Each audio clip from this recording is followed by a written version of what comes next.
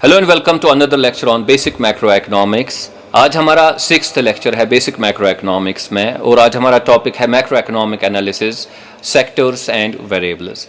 Basically जब हमने एक इकॉनमी की परफॉर्मेंस को मेजर करना हो, परफॉर्मेंस को देखना हो या कंडीशन को देखना हो, तो हम ये देखते हैं कि इस इकॉनमी का जीडीपी कितना है, यानी कि नेशनल आउटपुट कितना है, पर कैपिटा इनकम कितनी है, या फिर एम्प्लॉयमेंट कितना जनरेट हो रहा है, और फिर GDP, per capita income, employment वगैरह इन सब की ग्रोथ रेट क्या है।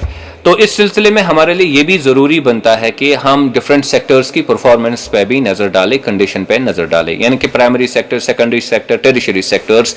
हम ये देखते हैं कि ये कितना कंट्रीब्यूट करते हैं जीडीपी में या एम्प्लॉयमेंट में या पर कैपिटा इनकम पे, इनका क्या असर पड़ता है। तो एक इकॉनमी की परफॉर्मेंस चेक करते हुए हमने इन सेक्टर्स पे फोकस करना हमारे लिए ज़रूरी बनता है।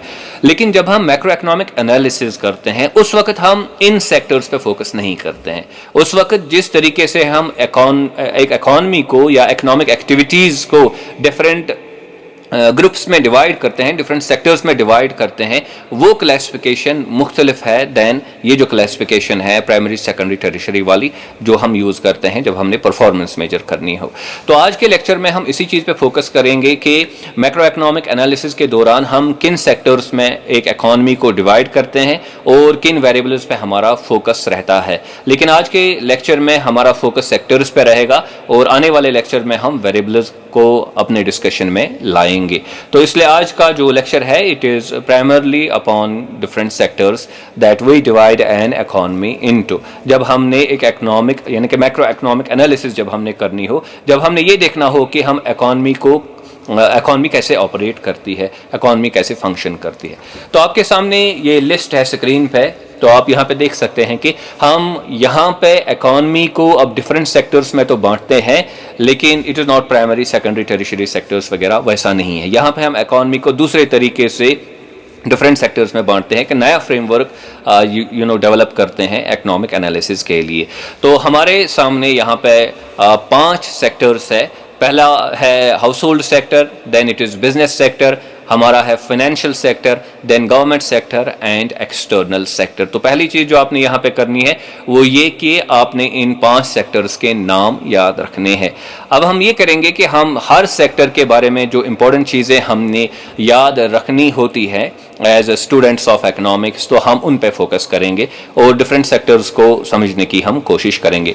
तो पहला हमारा सेक्टर है हाउस होल्ड सेक्टर। अभी हाउस होल्ड सेक्टर कौन सा सेक्टर है? बेसिकली जो भी कंजप्शन होती है of final goods and services ज़ाती इस्तेमाल के लिए, ज़ाती कोई वांट फुलफिल करने के लिए, तो उन सब एक्टिविटीज़ को हम हाउस होल्ड सेक्टर में इंक्लूड करते हैं। क्योंकि आप और मैं जो हाउस होल्ड्स में रहते हैं, फैमिलीज़ में रहते हैं, हमारी जो ज़रूरत होती है वो प्रोडक्शन का मकसद नहीं होता। क्योंकि अगर हम प्रोडक्शन के मकसद से कोई काम करेंगे तो वो तो फैक्ट्री में करेंगे, वो किसी और जगह करेंगे। लेकिन जो हाउस होल्ड्स में हमारा ऑब्जेक्टिव होता है, फैमिलीज़ में हमारा ऑब्जेक्टिव होता है, वो यही होता है कि हम अपनी मुख्तलिफ जो वांट्स है वो हम फुलफिल करें। इसलिए जो कंज्यूम होती है to satisfy some want, not for further production, तो उस चीज़ को हम हाउस होल्ड सेक्टर में इंक्लूड करते हैं, या उन एक्टिविटीज़ को, या उस वक्त हम लोगों को जब वो ये करते होते हैं उनको हम उस वक्त हाउस होल्ड सेक्टर में इनकॉर्पोरेट करते हैं। अब यहाँ पे कन्फ्यूजन दूर करना है कि भाई जो लोग हाउस होल्ड सेक्टर में है शायद वो डिफरेंट है और जो बिजनेस सेक्टर में है शायद वो डिफरेंट है। ऐसा नहीं है। देखिए, जब एक पर्सन जो है वो कंजप्शन करेगा कोई ज़ाती ज़रूरत पूरी करने के लिए या फैमिली की कोई ज़रूरत पूरी करने के लिए, तो उस वक्त उसको हम कंज्यूमर कहेंगे और उसको रखेंगे हाउस होल्ड सेक्टर में। लेकिन जब यही पर्सन कंजप्शन करेगा, को इस्तेमाल करेगा किसी चीज़ का, तो उसका मकसद ये होगा कि मैं कोई फर्दर प्रोडक्शन करूं, कोई प्रोडक्ट बनाऊं, तो वो उस वक्त एक्ट करता है इन द प्रोडक्शन सेक्टर। उस वक्त हम उसको इनकॉर्पोरेट करते हैं, उसकी एक्टिविटी को इनकॉर्पोरेट करते हैं इन द प्रोडक्शन सेक्टर या बिजनेस सेक्टर। तो इस तरीके से हमें ये बात समझ आनी चाहिए कि एक ही बंदा जो है उसका रोल हाउस होल्ड सेक्टर में भी बनेगा और उसका रोल जो है वो प्रोडक्शन सेक्टर या बिजनेस सेक्टर में भी बनेगा जब वो पार्टिसिपेट करेगा इन द प्रोडक्शन प्रोसेस। तो अब हम वापस आते हैं हाउस होल्ड सेक्टर पे। हाउस होल्ड सेक्टर क्या करता है? हाउस होल्ड सेक्टर ये करता है कि ये कंजप्शन करता है of final goods and services की। अब ये कहाँ बनते हैं? ये प्रोडक्शन सेक्टर में बनते हैं, और ये जब ये कंजप्शन करते हैं ऑफ गुड्स एंड सर्विसेज तो उस वक्त जाहिर सी बात इनको पेमेंट करनी पड़ेगी। अब ये पेमेंट करते हैं तो उस पेमेंट को हम कहते हैं, ये जो एक्सपेंडिचर करते हैं उस एक्सपेंडिचर को हम कहते हैं कंजप्शन एक्सपेंडिचर। और मैक्रो इकोनॉमिक्स की बुक्स में आप इसके लिए जो अल्फाबेट देखते हैं, जो यूज होता है सिंबल, वो सी है। तो सी रिप्रेजेंट्स कंजप्शन एक्सपेंडिचर, और ये एक इंपॉर्टेंट इकोनॉमिक वेरिएबल है, एक्टिविटी है that takes place on part of the house hold sector. तो यहाँ पे ये समझने की जरूरत है कि ये जो हाउस होल्ड सेक्टर ने कंजप्शन किया तो इनके पास पैसा कहाँ से आया। देखिए, बुनियादी तौर पर जो हाउस होल्ड सेक्टर वाले होते हैं उन्हीं के पास जो है वो फैक्टर्स ऑफ प्रोडक्शन होते हैं, जिनको हम फैक्टर सर्विसेज कहते हैं। इनके पास फैक्टर्स ऑफ प्रोडक्शन होते हैं जिनको हम फैक्टर सर्विसेज कहते हैं, और ये फैक्टर सर्विसेज ये प्रोवाइड करते हैं किनको? जो बिजनेस सेक्टर होता है, जो प्रोडक्शन सेक्टर होता है। जब ये उनको प्रोवाइड करते हैं तो वो इसी के जरिए से यानी कि प्रोडक्शन करते हैं। तो वो प्रोडक्शन करते हैं, लेकिन ये हाउस होल्ड सेक्टर वाले तो मुफ्त में उनको ये फैक्टर सर्विसेज प्रोवाइड नहीं करेंगे, इसलिए इनको अपनी फैक्टर सर्विसेज का मुआवजा मिलता है, इनको रिम्यूनरेशन उसके लिए मिलती हैं, जिनको हम कहते हैं फैक्टर पेमेंट्स। अब फैक्टर सर्विसेज क्या है? फैक्टर्स ऑफ प्रोडक्शन, जो कि इनके पास होते हैं हाउस होल्ड सेक्टर के पास। और फैक्टर पेमेंट्स क्या है? जो इनको जब ये फैक्टर सर्विसेज प्रोवाइड करते हैं, इसके बदले में जो मुआवजा मिलता है, रिम्यूनरेशन मिलती है, तो उसको हम कहेंगे फैक्टर पेमेंट्स। और यही मिलती हैं किनको? हाउस होल्ड सेक्टर को, और इसी से ये फिर कंजप्शन एक्सपेंडिचर इसी का एक हिस्सा बनता है। अब देखिए, आ गई अब इनकम इनके पास, और वो प्रोडक्शन सेक्टर से आ गई। तो पहले इस पे फोकस करेंगे कि ये किस किस किस्म की जो है फैक्टर सर्विस प्रोवाइड करते हैं। तो पहला जो फैक्टर सर्विस है जो हम सब इजीली समझ सकते हैं वो है लेबर। तो लेबर प्रोवाइड किया जाता है on part of the house hold sector, और जब ये लेबर प्रोवाइड करेंगे तो उस वक्त इनको क्या मिलता है? वेजेस इनको मिलती है। इसी तरह लैंड होता है किनके पास? हाउस होल्ड सेक्टर के पास। तो ये लैंड किसी प्रोड्यूसर को देते हैं, उसको रेंट पे देते हैं, वो इसका इस्तेमाल करता है, तो वो इनको बदले में रेंट देता है, तो उस वक्त उसको रेंट कहेंगे। या कोई बिल्डिंग आपके पास हो तो आपने ये किसी बिजनेसमैन को दी फॉर टाइम बीइंग, और वो आपको रेंट उस वक्त देगा। तो लैंड के लिए क्या मिलेगा या बिल्डिंग के लिए क्या मिलेगा? रेंट उसको कहेंगे। इसी तरह आपके पास पैसा हो सकता है, you are no part of a household, तो आपके पास पैसा है, तो आप ये देंगे फॉर एग्जाम्पल किसी बिजनेसमैन को, तो वो आपको क्या देगा? वो उस वक्त आपको इंटरेस्ट देगा उस पैसे के लिए। और इसी तरह अगर आपके पास मैनेजमेंट है, आपको हायर करेगा कोई प्रोडक्शन सेक्टर में, और आप वहां पे काम करेंगे, तो जाहिर सी बात है आपको उस वक्त जो है, या आप कोई अपना बिजनेस स्टार्ट करेंगे तो अपना मैनेजमेंट उसको उसमें लगाएंगे, तो उस वक्त आपको प्रॉफिट्स मिलेंगे। So the point here is कि हम फैक्टर सर्विसेज को इन 4 ग्रुप्स में तकसीम करते हैं, और इनकी पेमेंट्स के अलग अलग नाम हम देखते हैं, जो मैंने अभी आपके सामने रखा। अब देखिए, इनकम मिल गई, चाहे आप अपना लेबर सर्विस प्रोवाइड करते हैं, या आप लैंड प्रोवाइड करते हैं, बिल्डिंग प्रोवाइड करते हैं, एंटरप्रेन्योरशिप प्रोवाइड करते हैं, कैपिटल प्रोवाइड करते हैं, तो फाइनली आपको इनकम मिल गया। लेकिन ये जो इनकम मिलता है एक बंदे को, तो वो तो पूरा इनकम खर्च नहीं करता है। यूजुअली हम ये करते हैं कि हम एक हिस्सा इनकम का खर्च करते हैं, कंजप्शन उससे करते हैं, तो एक हिस्सा हम बचा लेते हैं, जिसको हम सेविंग कहते हैं। अब हम इस सेविंग का क्या करते हैं? देखिए, हाउस होल्ड वाले सेविंग करेंगे, ओके, और ये सेविंग जो है वो रखेंगे किधर? बैंक्स में या नॉन बैंकिंग फाइनेंशियल इंस्टीट्यूशंस में। जब ये वहां पे रखेंगे, बैंक्स में रखेंगे, तो जो बिजनेस सेक्टर है वो वहां से ये सेविंग्स लेगा ताकि वो इन्वेस्टमेंट करे। तो बिजनेस पर्सन जाते हैं बैंक्स पे, वहां से वो क्रेडिट लेते हैं, लोन लेते हैं, और फिर इन्वेस्टमेंट करते हैं। तो इस तरीके से ये जो हाउस होल्ड सेक्टर के पास सेविंग है, ये ट्रांसलेट होती है किस में? इन्वेस्टमेंट में, थ्रू द बैंकिंग सेक्टर। तो अब इनको जाहिर सी बात है इंटरेस्ट जो है वो पे करता है जो बैंकिंग सेक्टर है, और फिर फाइनली इंटरेस्ट का एक हिस्सा किनको मिलता है? जो हाउस होल्ड सेक्टर वाले सेविंग करते हैं। तो उसकी बात हमने पहले ही की कि जो आप कैपिटल प्रोवाइड करते हैं, आपको इंटरेस्ट उस पर मिलेगा। अब ये देखते हैं कि जो हाउस होल्ड सेक्टर है इसका रिलेशनशिप गवर्नमेंट के साथ क्या बनता है, गवर्नमेंट सेक्टर के साथ क्या बनता है। तो आप यहाँ पे देख सकते हैं जो हाउस होल्ड सेक्टर है वो टैक्सेस पे करते हैं, हमारे जो डायरेक्ट टैक्सेस हम पे लगते हैं तो हम वो टैक्सेस मुख्तलिफ किस्म के टैक्सेस जो हैं वो हम पे करते हैं। और इसी तरह जो है कोई फ़ाइन भी हो सकता है या रजिस्ट्रेशन कोई करना पड़ेगा, तो एट दैट टाइम हमने पैसे डिपॉजिट करने होते हैं गवर्नमेंट ट्रेजरी में, गवर्नमेंट के खजाने में पैसे जमा करने होते हैं। अब गवर्नमेंट क्या करता है लोगों के लिए, गवर्नमेंट जो है वो सब्सिडीज प्रोवाइड करेगा, गवर्नमेंट जो है वो ट्रांसफर पेमेंट प्रोवाइड करेगा, डिफरेंट एमिनिटीज जो है वो अवेलेबल रखेगा लोगों के लिए।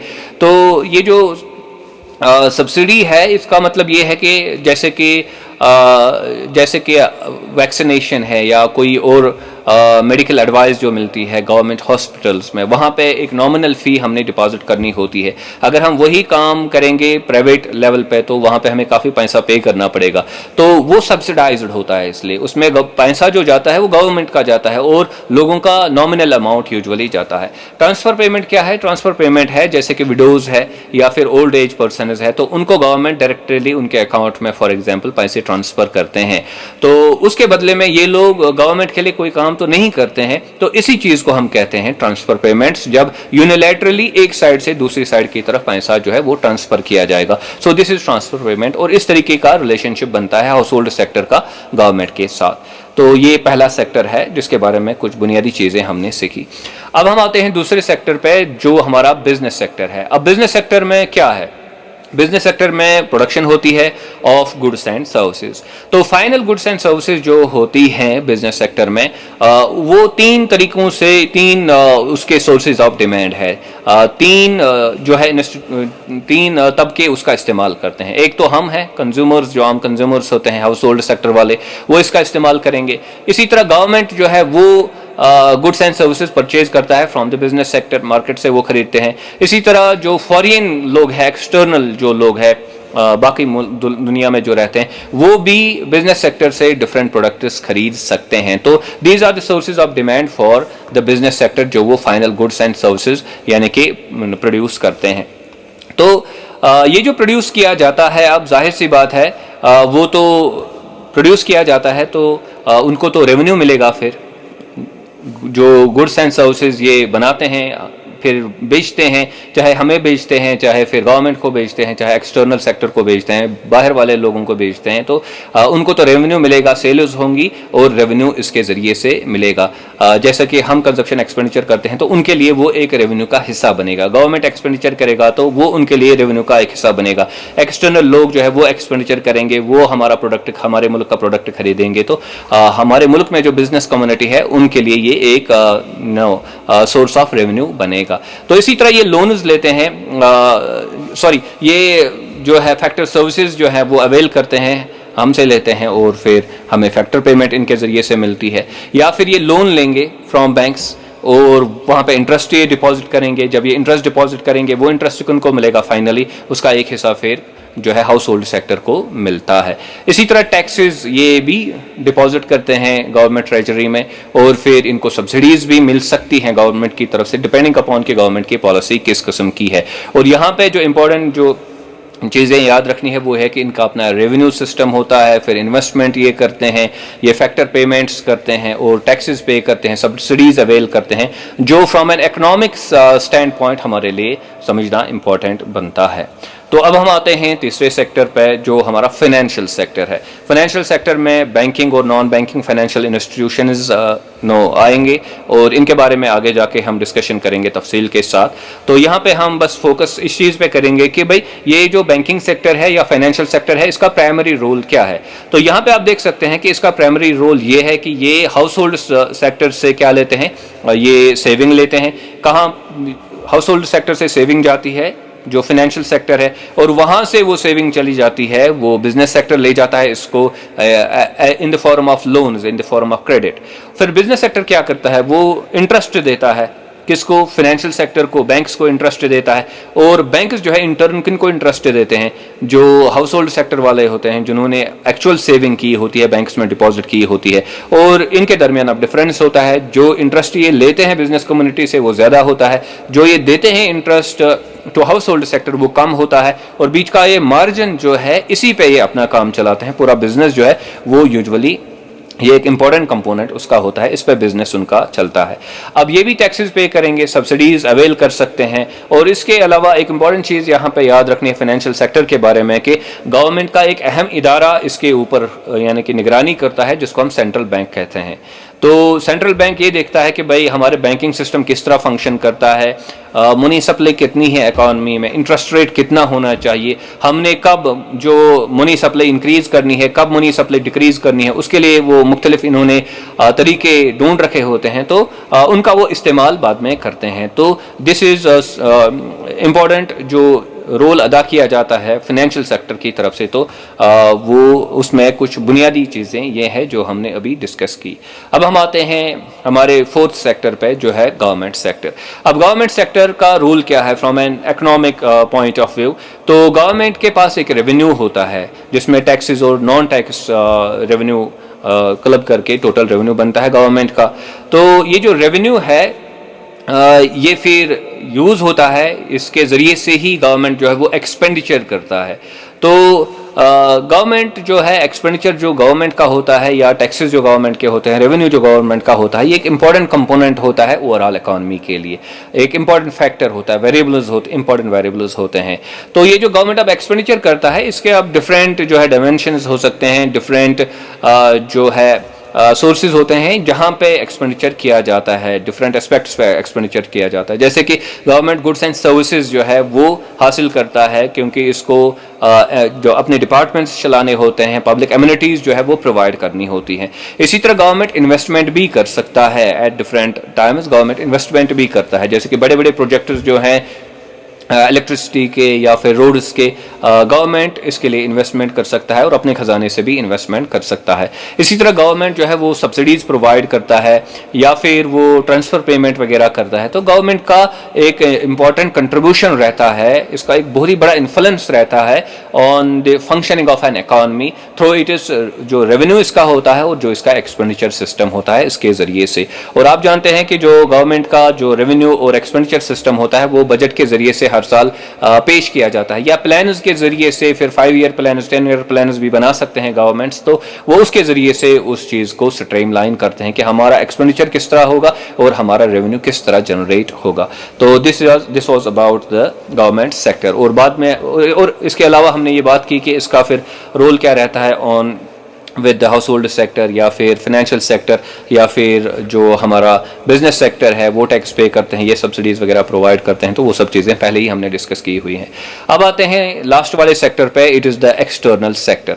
अब देखिए एक्सटर्नल सेक्टर क्या है। देखिए एक इकॉनमी का बाकी सारी इकॉनमीज़ के साथ, बाकी रेस्ट ऑफ द वर्ल्ड के साथ एक रिलेशनशिप होता है और उन बाकी इकॉनमीज़ को, बाकी जो वर्ल्ड है उसको हम एक्सटर्नल सेक्टर में लाते हैं, उस एक्सटर्नल सेक्टर का नाम उसके लिए हम देते हैं। तो एक्सपोर्ट्स होते हैं, पैसे अंदर आएंगे अगर एक्सपोर्ट किए गए प्रोडक्ट्स जब एक्सपोर्ट होते हैं तो पैसे एक मुल्क में आ जाते हैं। जब इंपोर्ट किए जाते हैं प्रोडक्ट्स, गुड्स एंड सर्विसेज, तो फिर उस वक्त पैसे बाहर चले जाते हैं, आउटफ्लो हो जाता है उस वक्त यानी कि मनी का। तो यहाँ पे एक इंपॉर्टेंट चीज़ याद रखनी है जिसको हम कहते हैं फॉरेन इन्वेस्टमेंट। इसके दो टाइप्स हैं, एक है फॉरेन डायरेक्ट इन्वेस्टमेंट, दूसरा है फॉरेन इंस्टीट्यूशनल इन्वेस्टमेंट।